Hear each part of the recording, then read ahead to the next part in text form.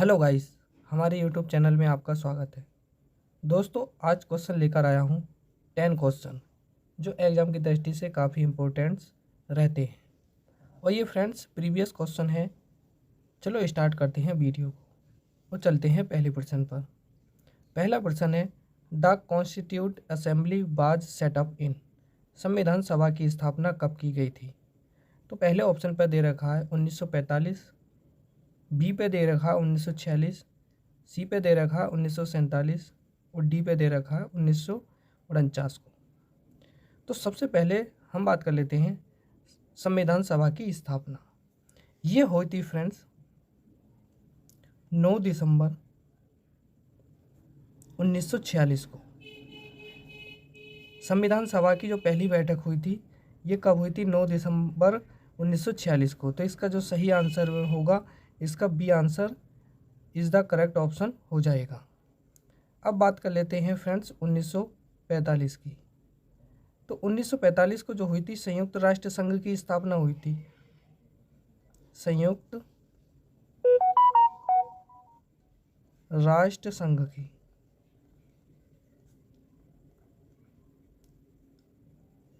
और वहीं बात कर लेते हैं 1947 की। तो ये हुआ था इंडिया आज़ाद।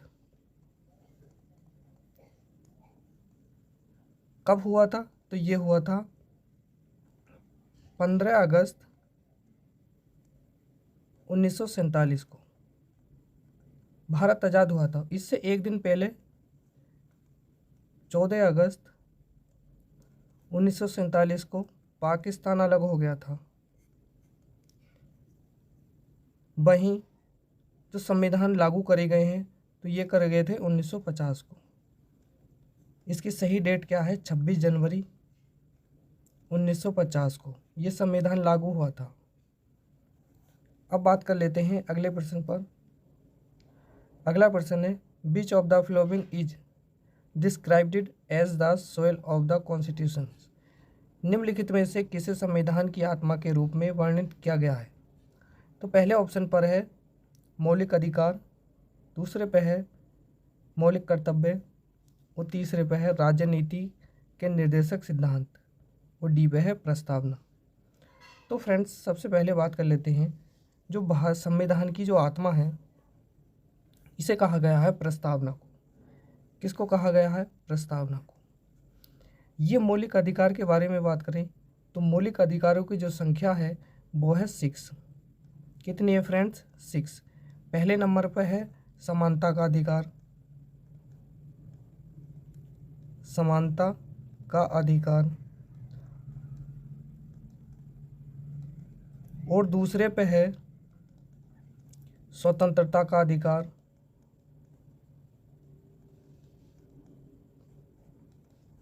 तीसरे पे है शोषण के विरुद्ध अधिकार।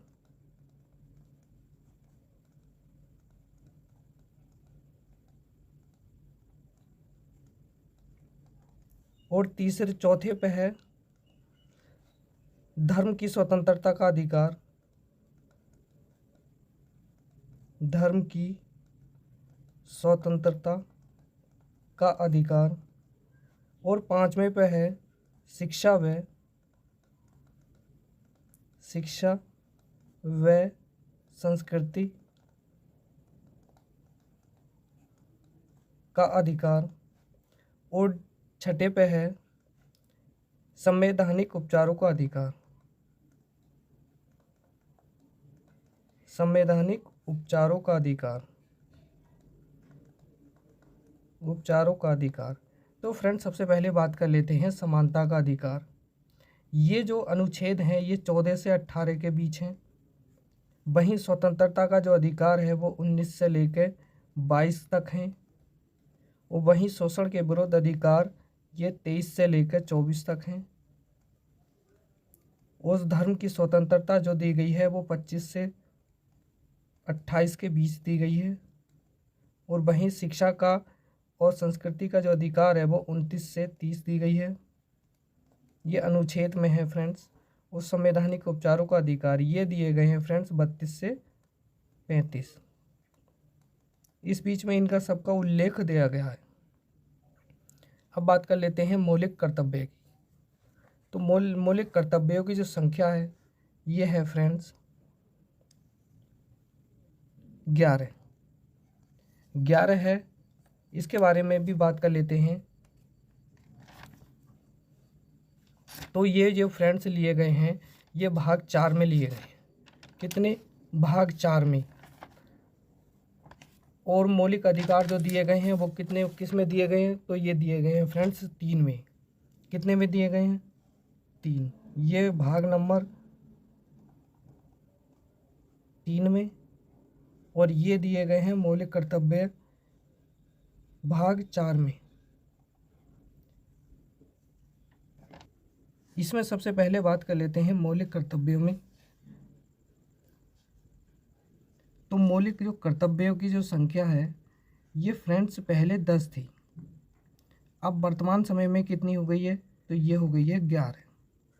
इनकी संख्या 11 है। और 11वां जो जुड़ा है वो क्या है? एक मूल कर्तव्य है। तो 86वां संविधान संशोधन अधिनियम हुआ था 2002 और 2003 के बीच। इसके अनुसार क्या है फ्रेंड्स? तो इसके अनुसार ये जो हर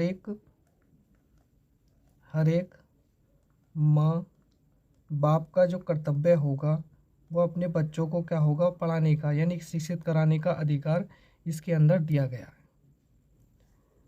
अब बात कर लें जैसे ये मौलिक कर्तव्य जो होते हैं ये किस देश से लिए गए हैं? तो ये लिए गए हैं फ्रेंड्स रूस से। और रूस को क्या कहा जाता है? तो सोवियत संघ के नाम से भी जाना जाता है। किस नाम से? सोवियत संघ के नाम से। ये किस समिति के द्वारा जोड़े गए थे? तो ये जोड़े गए थे सरदार स्वर्ण सिंह की समिति पर। और ये जो संशोधन हुआ था तो ये फ्रेंड्स कब हुआ था? तो ये हुआ था फ्रेंड्स 42वां संविधान संशोधन अधिनियम करके संशोधन अधिनियम 1976। इसके अनुसार मौलिक कर्तव्य जोड़े गए थे। अब वैसे ही बात कर लेते हैं राज्य के नीति निर्देशक तत्व।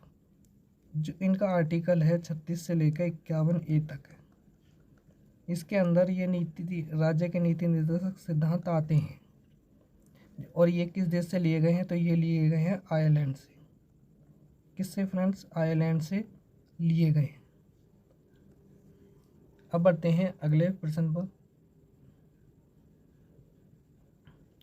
निम्नलिखित में से किस की पद्धति से नागरिकता प्राप्त की जा सकती है? तो किससे? जन्म से, आनुवंशिक से, या पंजीकरण द्वारा? देखो फ्रेंड्स, जन्म से नागरिकता प्राप्त होती है, आनुवंशिक से भी होती है और पंजीकरण द्वारा भी होती है। तो इसका जो सही आंसर बनेगा ए, और दूसरा और तीसरा, ये तीनों ही इसके सही आंसर होंगे।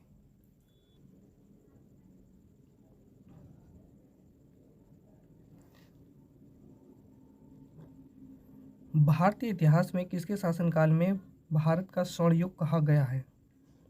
पहले ऑप्शन पर है मुगल साम्राज्य, दूसरे पे है मराठा साम्राज्य, तीसरे पे है गुप्त साम्राज्य, और डी पे है मौर्य साम्राज्य।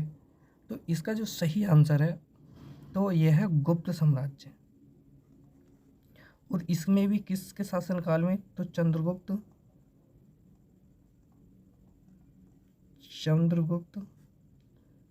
विक्रमादित्य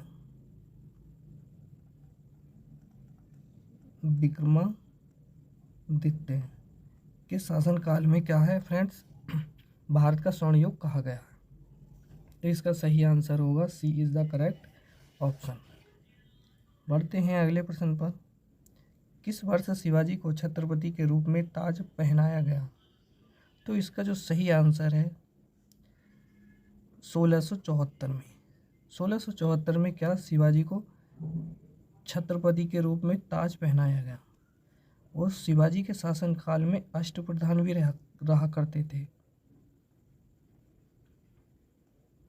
अष्टप्रधान भी इसमें क्या थे? 8 8 विद्वान आदमी थे,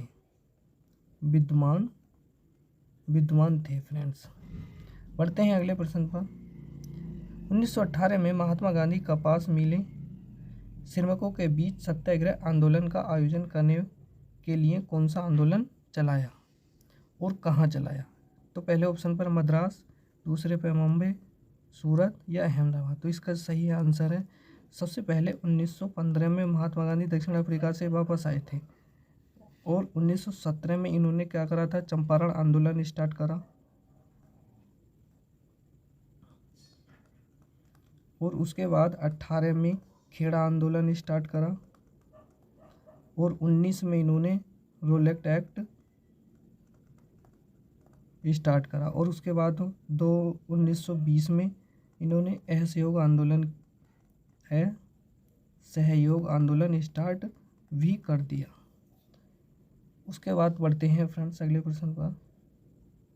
निम्नलिखित में से कौन भारतीय विश्वविद्यालय अधिनियम 1904 पारित होने वाला भारत का वायसराय था? तो इसका जो सही आंसर है पहले ऑप्शन पर दे रखा है लॉर्ड डफरिन, दूसरे पे लॉर्ड लैंसडाउन, तीसरे पे है लॉर्ड मिंटो और डी पे है लॉर्ड कर्जन।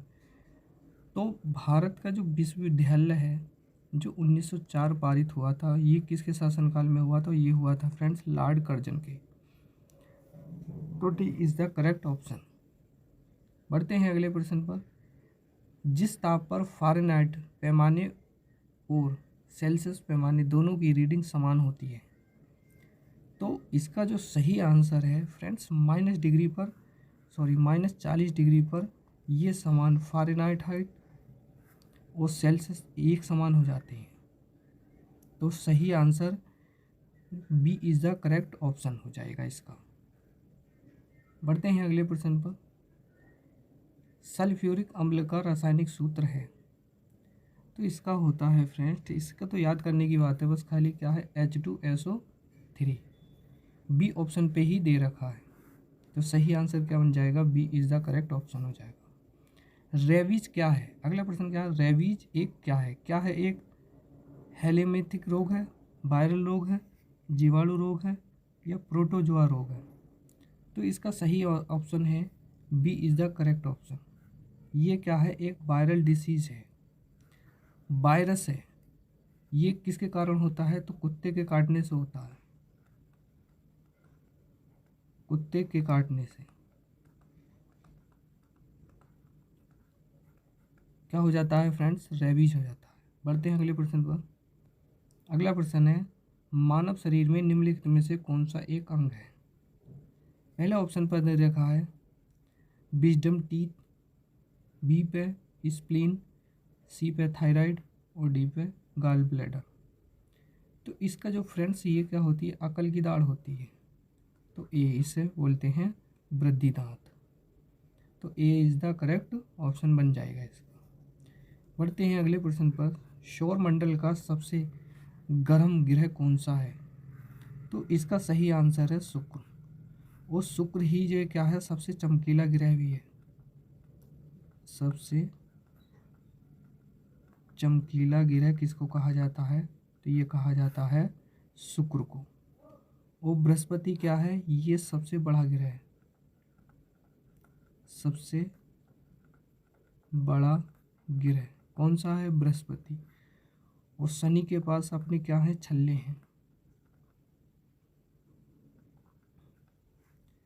और यूरेनस जो है ये क्या है फ्रेंड्स? ये सबसे छोटा ग्रह है, सबसे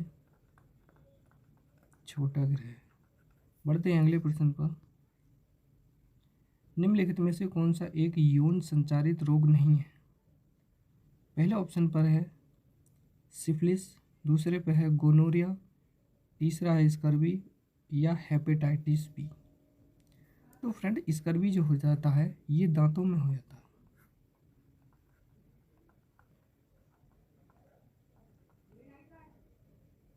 बढ़ते हैं अगले प्रश्न पर। प्रायद्वीपीय भारत की सबसे ऊंची पर्वत चोटी है? पहले ऑप्शन पर अन्नामलाई, डोडा बेट्टा, महेंद्रगिरी और नीलगिरी। ये सभी के सब ये पर्वत श्रेणी है और कहाँ पर स्थित है, तो तमिलनाडु के अंदर, तमिलनाडु। तो तमिलनाडु में जो सबसे ऊंची चोटी है वो अन्नामलाई है। अन्नामलाई की एक खास बात है, जैसे ये लास्ट का क्या होता है, ये फ्रेंड्स दक्षिणी भारत है, तो यहाँ जो होता है ये तमिलनाडु है और यहाँ क्या है, केरल है। और केरल और तमिलनाडु की जो सीमा बनाता है ये पर्वत ही बनाता है, कौन सा, अन्नामलाई। बढ़ते हैं अगले प्रश्न पर। बाहटी नदी के किनारे स्थित है, तो ये क्या है, ब्रह्मपुत्र नदी के किनारे स्थित है, तो B is the correct option बन जाएगा इसका। बैंकों के पैसे से तात्पर्य है, तो ये जो फ्रेंड्स ये क्या है, एक चेक द्वारा। बैंक कभी पैसे जो है किसके रूप में लेती है, चेक के रूप में लेती है, तो डी इसका ऑप्शन बन जाएगा। खारे मिट्टी पर उगने वाले पौधे होते हैं, तो ये कहलाते हैं हेलोफाइट। और जीरो पे क्या कहलाते हैं, जीरोफाइट में जहाँ रेती रेत होता है, रेगिस्तान, जैसे रेगिस्तान में जो पाए जाते हैं वो जीरोफाइट कहलाते हैं। तो फ्रेंड्स आज की वीडियो केवल इतनी ही रहेगी, जल्द ही और अगला चैप्टर लेके आऊँगा, तब तक के लिए धन्यवाद।